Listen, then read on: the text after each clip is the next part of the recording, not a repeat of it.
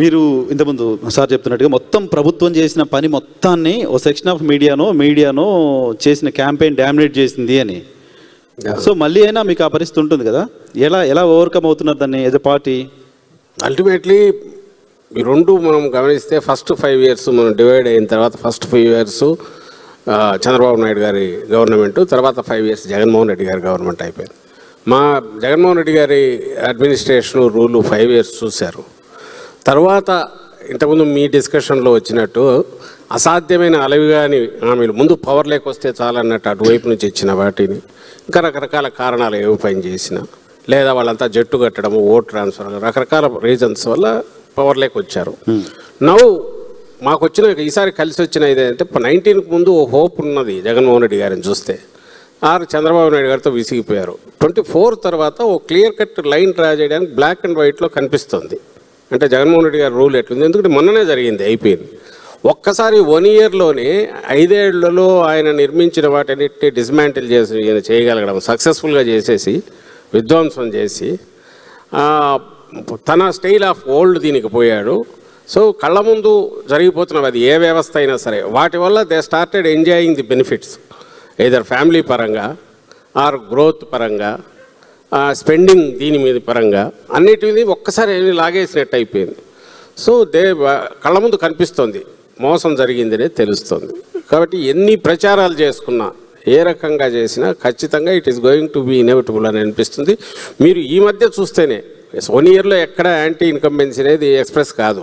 అందులో మాకు తగిలిన దెబ్బకు 1 yearలోగా మా క్యాడర్ మళ్ళీ కోలుకొని రావడం కూడా కష్టమై ఉండాల్సిన పరిస్థితిలో, అందులో వాళ్ళు నష్టపోయిన ఓపెన్గానే మేము చెప్పాలి, ఈ 5 yearsలో ఎవరు సఫర్ అయ్యారంటే వైఎస్ఆర్సీపీ కార్యకర్తలు ఎక్కువ సఫర్ అయ్యారు.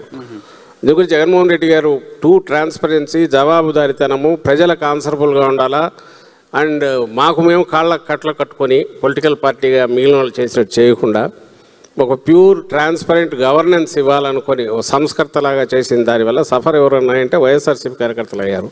అలాంటి వాళ్ళు రోడ్ల మీదకి వాళ్ళు వచ్చారు.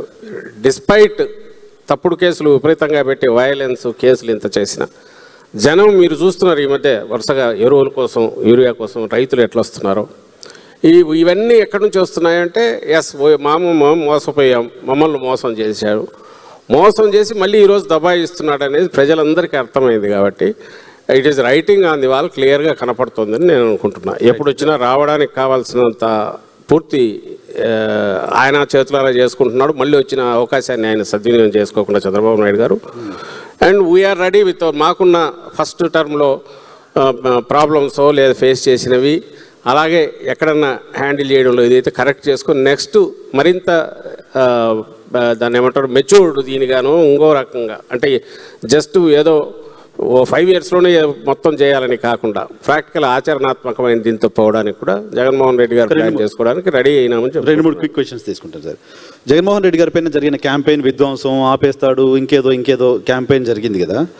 సో నిన్న ఎప్పుడు ఆయన ప్రెస్ కాన్ఫరెన్స్ చూశాను నేను.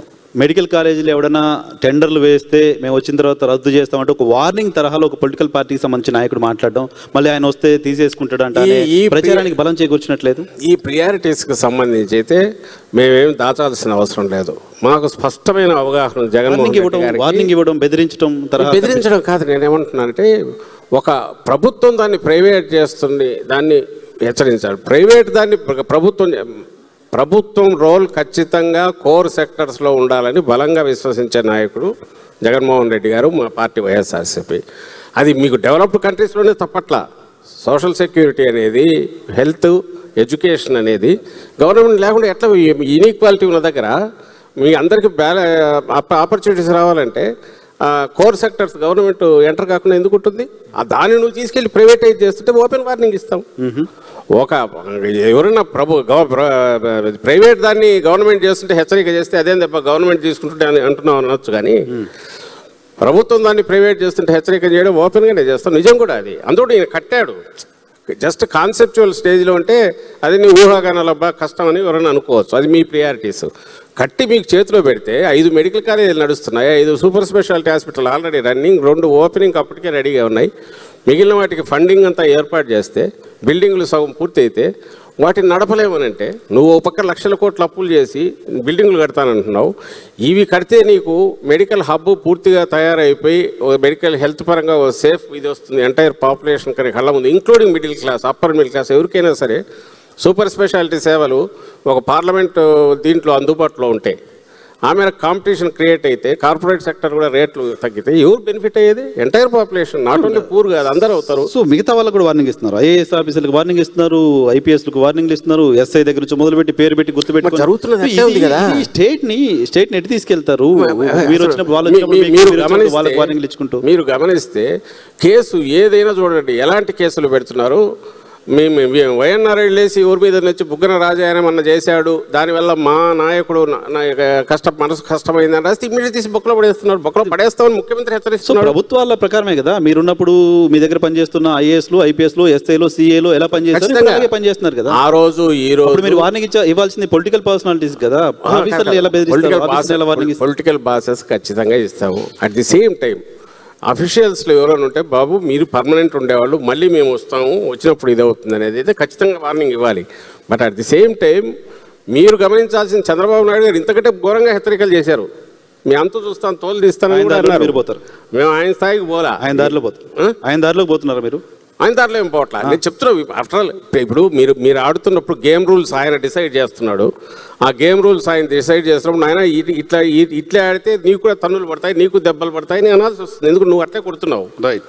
గేమ్ రూల్స్ మేము రోజు తన్నులు తింటుంటాం, పవర్లో ఉన్నా తింటుంటాము, పవర్లో లేనప్పుడు అట్లే ఉంటామని ఎట్లా అంటావు?